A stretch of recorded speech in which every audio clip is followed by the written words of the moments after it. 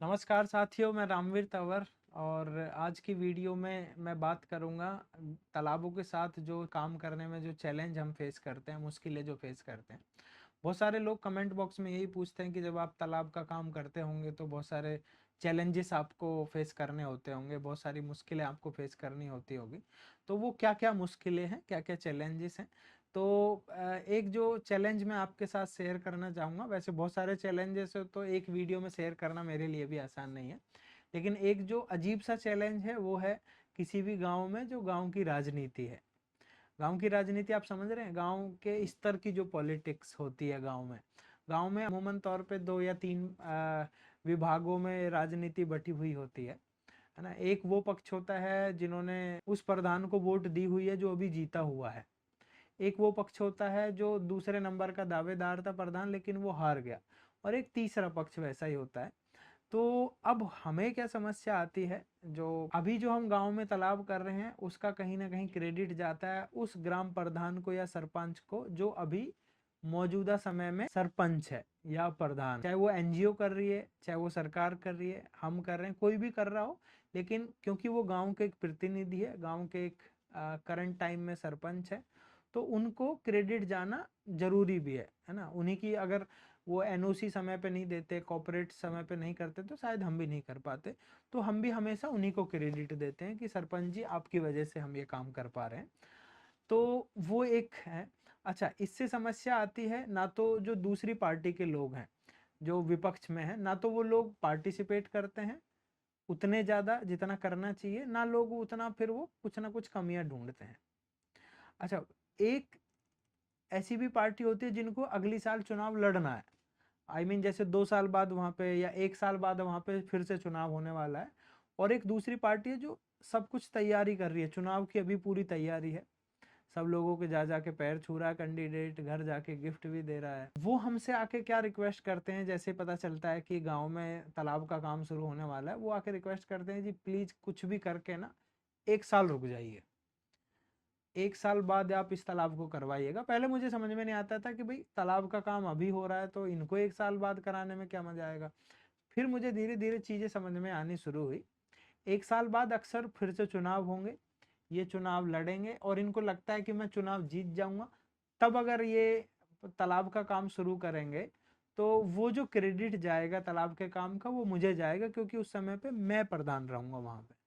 तो वो कुछ भी करके, कई बार तो पहले तो उन्होंने प्यार से बोल दिया कि सर प्लीज एक बार इसको अगली साल कर लें तो बहुत अच्छा रहेगा, क्योंकि हम इन बातों में नहीं पढ़ने वाले हैं या हम नहीं मानते हैं कई बार।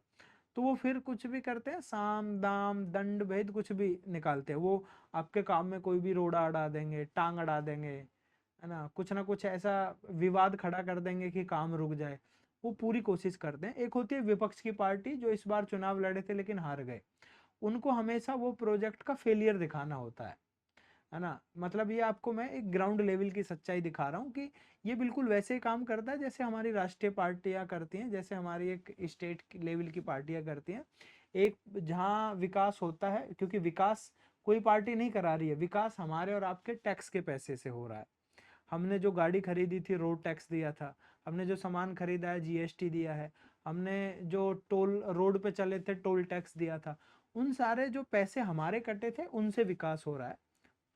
लेकिन एक जो पार्टी है जो अभी सत्ता में है उसको लगता है कि हम विकास करा रहे हैं, और एक जो विपक्ष में पार्टी है वो कैसे भी करके उस विभाग उस काम को फेलियर दिखाना चाहेगी कि ये काम बिल्कुल अच्छा नहीं हुआ है।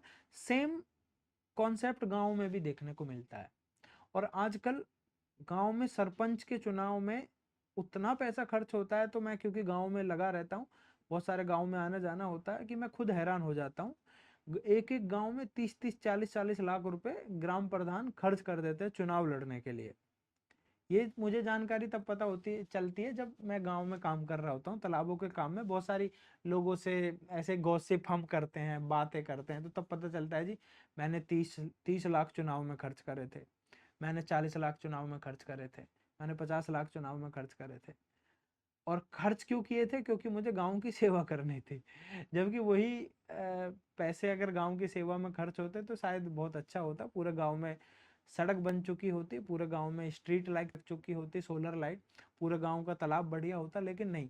वो समाज सेवा में कैसे खर्च हुए हैं वो हमें भी पता होता है, आपको भी पता होता है। तो वो सारी चीज़ें हैं, तो गाँव के लेवल की जो राजनीति है वो हमें बहुत भारी पड़ती है। और कई बार ऐसा भी होता है कि उनकी वजह से काम बहुत ज़्यादा डिले हो जाता है और कई बार तो बंद करना पड़ता है या बीच में भी छोड़ना पड़ता है। तो मैं इसलिए शेयर कर रहा हूँ क्यों? क्योंकि गाँव के लोगों को ये चीज़ें समझनी चाहिए, क्योंकि तालाब ना पक्ष का है ना विपक्ष का है। तालाब एक मैं तो कहूँगा जीवित प्राणी की तरह है, क्योंकि हमारी ज़रूरत हो ना हो लेकिन हमें तालाबों की ज़रूरत है। तो इसलिए हमें तालाबों के मामले में उस राजनीति को साइड में रख देना चाहिए और सबको मिलकर किसी काम अगर हो रहा है इस तरह का गाँव में तो उसको कोऑपरेट करना चाहिए। तो आई होप कि आप लोगों को अच्छी लगी होगी, तो वीडियो को लाइक करें और चैनल को सब्सक्राइब करें। Thank you so much.